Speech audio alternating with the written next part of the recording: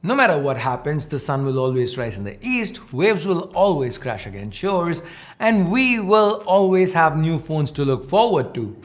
Hey guys, Ash here from C4E Tech, and today we are going to be talking about some of the upcoming phones that we are most excited for. Now, if you do end up finding this video interesting, please consider subscribing and turning on notifications by hitting that bell icon. Let's now get started.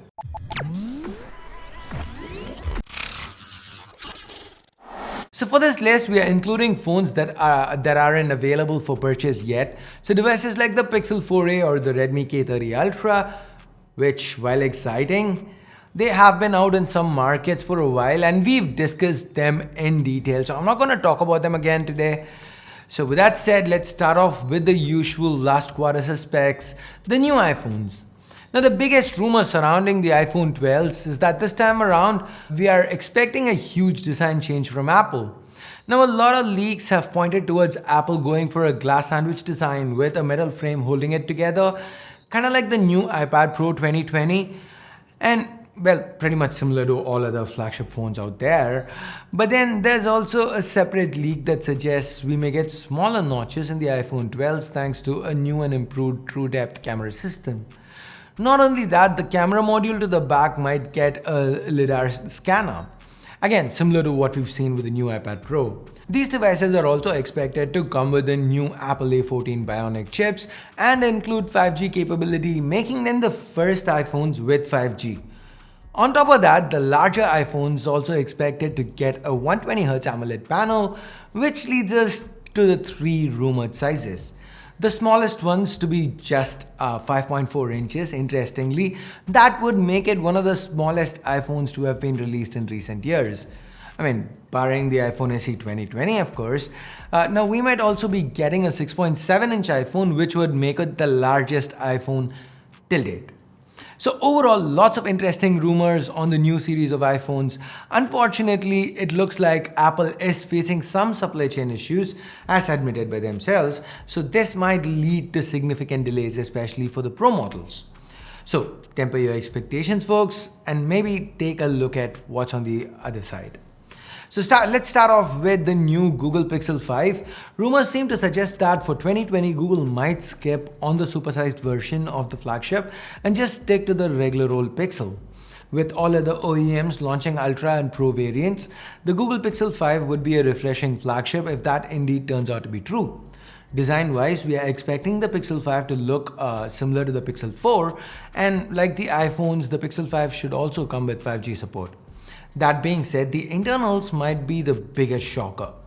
Now, when I say flagships, I'm sure most of us are thinking of the 800 series Qualcomm Snapdragon processors, top of the line performance, right?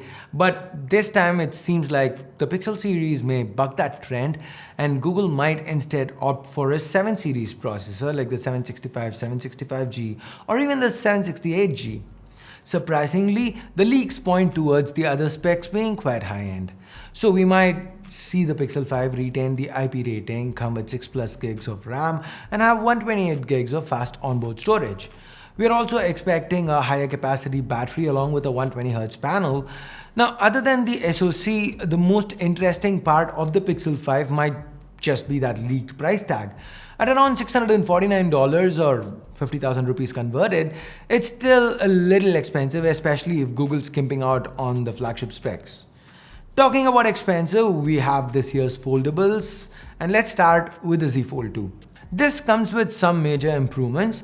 Structure-wise, we have a new redesigned hinge with the phone borrowing design cues heavily from the S20 Ultra and the Note 20 series. The optics here are a mystery, they remain so as of now. All we do know is that Samsung has done away with a notch for the selfie camera and we now have a hole punch even for the bigger 7.6-inch 120Hz foldable panel. Flipping it shut, we can see that the screen on top is substantially larger at 6.23 inches, which means we can use the Z Fold 2 as a phone quite easily without always having to unfold it to the tablet mode. As for the internals, we are expecting the very high-end Snapdragon 865 Plus, 12 gigs of RAM, 256 gigs of onboard storage. We're also looking at least a 4500 mAh battery with support for fast charging. For confirmation on everything here, we're gonna have to wait till the 2nd of September, which is not all that far away. And the next phone on this list, it's a little bit strange, the Surface Duo from Microsoft. So why is it strange?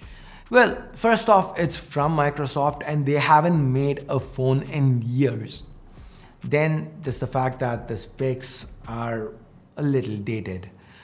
For example, it's got the Snapdragon 855 chip, but then we have dual AMOLED panels on the inside that expands into a 8.1-inch tablet running Android. Well closed, we can operate the Surface Duo through the 5.6-inch panel up top.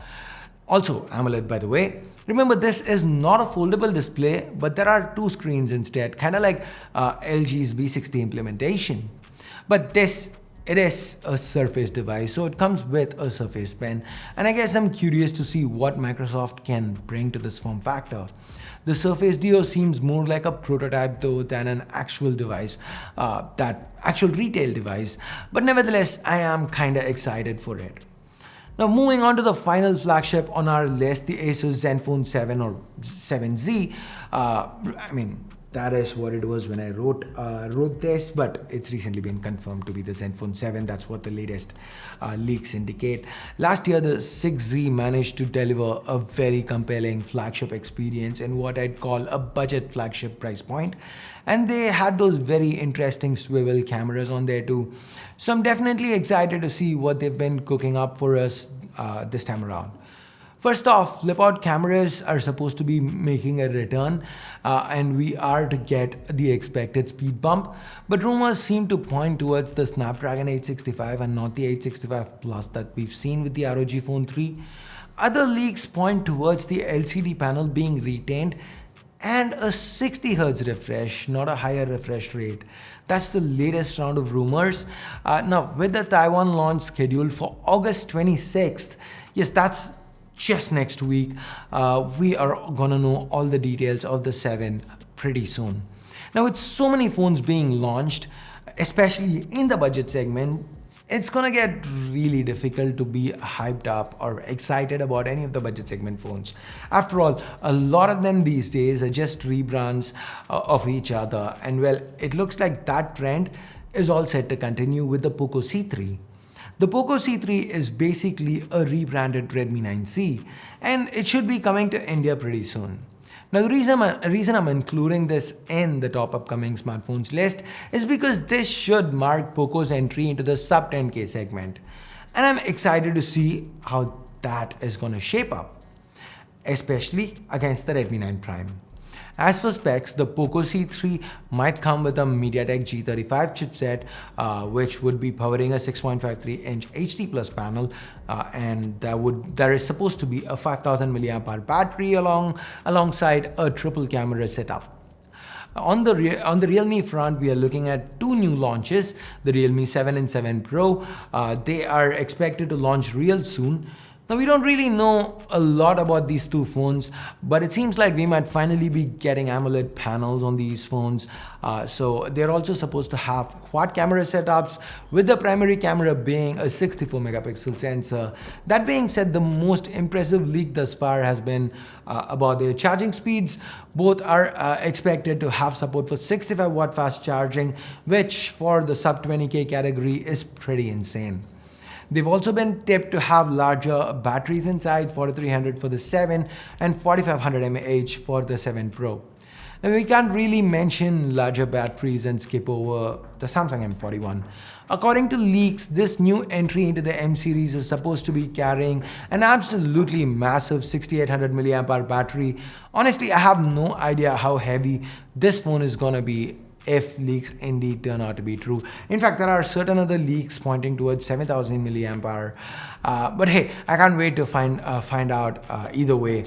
Details on the rest of the specs are hard to come by, but going by the naming scheme, I'm inclined to believe that this would sport slightly better internals and optics than the M31s that was launched earlier this month. And I'm hoping that Samsung would price it under 25K.